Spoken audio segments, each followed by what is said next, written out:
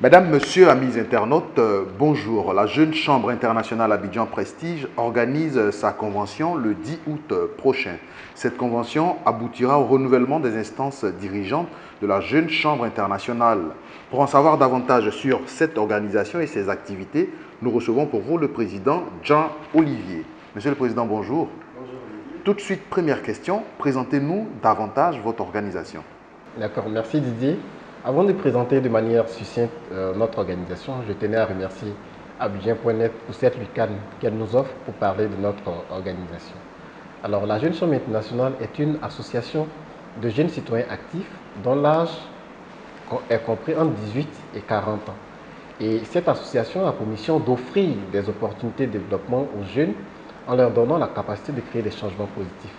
Donc, en d'autres termes, nous récupérons le citoyen lambda de la société, nous lui décernons ou faisons des formations qui vont lui permettre de se transformer et d'aller bonifier sa communauté. Donc, voilà un peu ce que la Jeune Chambre internationale fait. Et comme sa dénomination le dit, c'est une association internationale qui est présente dans plus de 120 pays. Et en Côte d'Ivoire, nous sommes présents sur toute l'étendue du territoire national à travers 34 sessions locales, dont la session d'Abidjan Prestige, qui, je rappelle, est l'organisation la plus remarquable de la GCI Côte d'Ivoire. Et ça, seulement après 4 ans de fonctionnement. C'est vrai, vous venez de le dire, il faut avoir entre 18 et 40 ans pour adhérer, mais on ne recrute pas n'importe qui. Et également, quel type de formation reçoivent ceux qui ont la chance donc d'adhérer à cette organisation? D'accord. Il faut dire que c'est vrai qu'on ne recrute pas n'importe qui, comme vous l'avez dit, mais nos méthodes de recrutement sont assez élaborées et assez éprouvées. Donc, lorsque nous recevons des personnes, par exemple, qui frappent à la porte de la GCI, ils ont une période probatoire pour ce qui concerne la GCI à bien précise, une période probatoire de 6 mois, période au cours de laquelle nous allons essayer d'étudier le membre qui arrive, nous allons lui également confier des responsabilités, mais aussi lui donner des formations en technique de direction de réunion, des directions de groupe, en leadership et autres compétences. Et c'est après cette période probatoire de 6 mois que l'impétrant va être évalué à travers un test d'évaluation écrit et oral. Et c'est à l'issue de ce test que le comité directeur local va statuer sur l'adhésion ou pas de cet impétrant. Alors, on l'a dit plus haut, la prochaine Assemblée générale ou convention aboutira donc au renouvellement des instances dirigeantes de cette organisation. Vous qui avez été président et à quelques jours de la fin de votre mandat, est-ce que vous pouvez revenir pour nous sur les grandes actions que la Jeune Chambre internationale a menées sous votre houlette? D'accord. Il faut dire qu'à quelques jours de cette convention, nous sommes vraiment assez satisfaits du bilan des activités qui ont été réalisées. Et cela a été possible grâce au dévouement et à l'engagement des membres avec qui j'ai pris vraiment plaisir à travailler. Alors, cette mandature, nous le rappelons, était placée sous le signe de la valorisation de nos acquis. Alors, dans la valorisation de nos acquis, il était question de mettre en exergue les ressources humaines de notre association, c'est-à-dire les membres, les anciens présidents de l'association. Et je pense que la valorisation des ressources humaines a été faite parce que nous avons pu permettre à notre immédiat président d'être nommé directeur de GCI Training, qui est l'institut de formation de la GCI Côte d'Ivoire. Nous avons également permis à 2 de nos membres d'être les lauréats des prix au niveau international, à savoir notre IPP qui a été élu le président le plus remarquable de la zone Afrique et Moyen-Orient. Nous avons une de nos membres, à savoir la ministre Salih Dramé Ina, qui a été élue la nouvelle membre la plus remarquable de la GCI au niveau de la zone Afrique et Moyen-Orient. Donc pour nous, la valorisation des ressources humaines a été faite sous ce mandat. Quant aux actions et projets, je pense que également nous sommes très satisfaits parce que sur 4 projets communautaires que nous avons prévus pour cette mandature, nous avons réalisé 7 projets, soit un taux de 175% de ce qui avait été prévu. Au niveau des formations, on a prévu réaliser 6 formations internes, nous avons réalisé 7 formations internes. Nous avons prévu réaliser 2 projets culturels, c'est 3 projets culturels qui ont été réalisés. Et avec l'académie Prestige que nous allons réaliser ce week-end à Songon, nous aurons 11 thèmes de formation qui seront animés pour les membres de notre organisation. Donc, pour nous, le bilan il est très positif, il est très satisfaisant. Et ce n'est pas encore fini parce qu'il y a d'autres actions que nous comptons mener pour le reste du mandat. Et comme vous le savez, nous sommes à l'aube des élections présidentielles en Côte d'Ivoire. Nous avons initié le projet Prestige Peace pour éduquer l'ensemble de la population ivoirienne aux valeurs de la culture de la paix. Parce que pour nous, notre démocratie est certes encore jeune, mais il lui manque vraiment une base solide. Et pour nous, cette base passe par l'éducation aux valeurs de la culture de la paix. Et c'est ce que nous avons réalisé en collaboration avec la médiature de la République qui nous a mis à disposition un formateur avec les partis politiques qui étaient présents à cette activité. Donc voilà de manière résumée le bilan que nous faisons de cette mandature, bilan que nous jugeons eu égard à notre plan d'action très satisfaisant. Revenons un tant soit peu sur les actions communautaires que vous avez menées durant votre mandature. Justement, comment arrivez-vous à mesurer l'impact de ces actions-là vis-à-vis des populations? D'accord. En fait, il faut dire que nous utilisons une méthodologie à la Jeune Chambre internationale. Cette méthodologie est axée sur notre outil que nous appelons le cadre BCI du citoyen actif. Donc, comment fonctionne cet outil? Cet outil commence d'abord par l'analyse des besoins de la communauté. Une fois qu'on a détecté les besoins de la communauté, on va ensuite impliquer la population parce que c'est la population qui est la cible. Une fois que la population est impliquée, on va agir ensemble avec la population et trouver des solutions pour permettre de remédier à ces problèmes. Alors, au niveau des projets communautaires, j'ai dit tout à l'heure que nous en avons eu 7. Mais pour vous aider à comprendre l'impact, je vais seulement prendre un seul projet, un projet sur lequel nous avons eu à travailler, qui est la sensibilisation sur la consommation des dangers de la drogue et stupéfiants en milieu scolaire. Donc, pour un tel projet, par exemple, nous avons essayé de comprendre par quels moyens la drogue et les stupéfiants étaient écoulés sur les établissements scolaires et voir dans quelle mesure on pouvait aider à éradiquer ce phénomène au milieu scolaire. Alors, lorsque nous avons fait nos campagnes de sensibilisation, les retours que nous avons eu de la part des élèves, c'est que effectivement, il y a des personnes qui, aux alentours des établissements, vendent de la drogue et d'après ce qu'ils ont dit, c'est su et vu de tout le monde.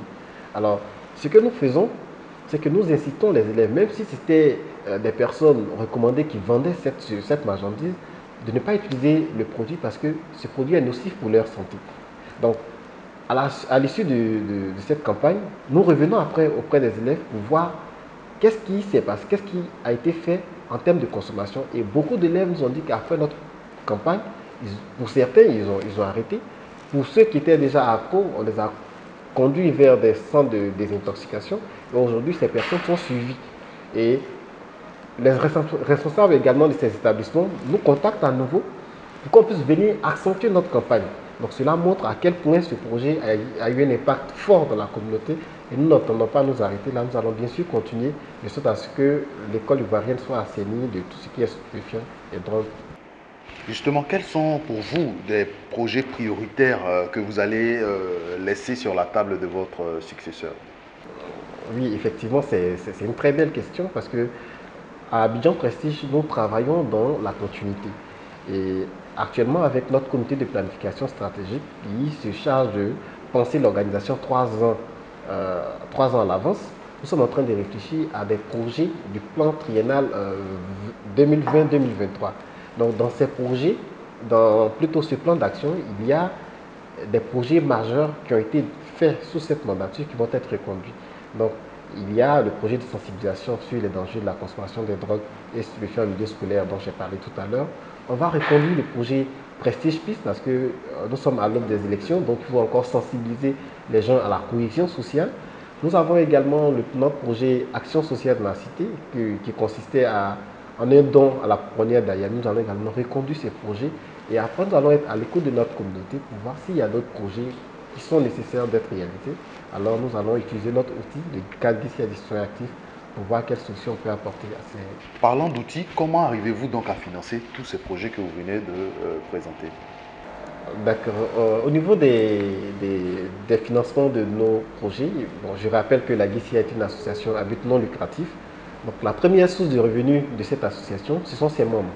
Donc nous avons nos cotisations statutaires et sociales qui permettent à notre organisation de vivre. Pour ce qui est des projets, nous nous faisons accompagner par des partenaires qui nous aident à financer nos projets. Aussi, nous utilisons le système de mentorat et de parrainage pour permettre à notre association de financer ces projets. Et avec votre permission et sans vraiment faire la publicité, je voulais remercier les partenaires du mandat qui ont vraiment soutenu les actions de la mandature. Ce sont des partenaires sûrs de notre organisation et qui aident, qui financent nos projets. Et je voudrais vraiment leur dire merci. Alors, Monsieur le Président, on en arrive au 10 août prochain, date de la convention. Concrètement, qu'est-ce qui va se passer lors de cette convention? Le 10 août, nous allons faire notre convention, la 4e convention locale de la GICI Abidjan Prestige, qui est baptisée Nouvelle Lune. Alors, la Nouvelle Lune pour dire que notre organisation va passer le flambeau à une nouvelle génération de membres qui ont été formés à l'école de Prestige, qui sont déterminés, qui sont dévoués et qui sont prêts à continuer sur la lancée des pères fondateurs. Alors, à cette convention, ce qui va se passer, c'est que nous allons commencer d'abord par l'Assemblée générale numéro 1. Et cette Assemblée générale numéro 1 va nous permettre de faire le bilan de la mandature 2019 et également faire les amendements à nos tests si nous jugeons éventuellement qu'il y a des amendements apportés à notre Constitution. Cela fait, nous allons maintenant passer à l'Assemblée générale numéro 2 qui, elle, sera consacrée au renouvellement des instances dirigeantes de notre organisation. Donc, comme je l'ai dit, à la Jeune Chambre, nous avons une année pour diriger et peu importe notre compétence, la manière dont nous l'avons fait, nous n'avons qu'une. Alors, tous les postes du comité directeur, les postes électifs seront renouvelés à travers des élections justes, libres et transparentes. Et après, nous allons nous retrouver au gala à Pullman pour le gala d'investiture du président et d'affiliation des nouveaux membres de notre organisation. Nous sommes donc à la fin de cet entretien. Monsieur le Président, qu'est-ce que vous voulez qu'on retienne de votre mandature et justement un appel à lancer pour les prochains grands rendez-vous de votre organisation? Ce que je voudrais qu'on retienne de cette mandature, c'est simplement la valorisation de nos acquis. Parce que nous sommes conscients que une organisation, une nation ou toute association qui veut vraiment aller de l'avant doit pouvoir puiser dans ses fondements. Et pour nous, nos fondements, ce sont nos acquis. Et au niveau de nos acquis, comme je l'ai dit à l'introduction, nos acquis, ce sont les ressources humaines. Nos acquis, ce sont nos compétences, notre manière de faire, nos valeurs. Et c'est ce que je voudrais qu'on retienne de cette mandature. Et qu'on mette en exergue ces valeurs, qu'on puisse avoir toujours ces valeurs-là à l'esprit, de sorte à pouvoir s'en approprier et vivre en fonction de ces valeurs. Pour la suite, je pourrais dire que j'invite tous les jeunes du district d'Abidjan à frapper à la porte de la GICI Abidjan Prestige pour se former, pour se transformer et devenir des acteurs de changement dans leur communauté. Et il n'y a pas meilleur endroit qu'à la Jeune Chambre pour venir se perfectionner, se bonifier et, comme je l'ai dit, être un citoyen actif au service de la nation ivoirienne. Je vous remercie.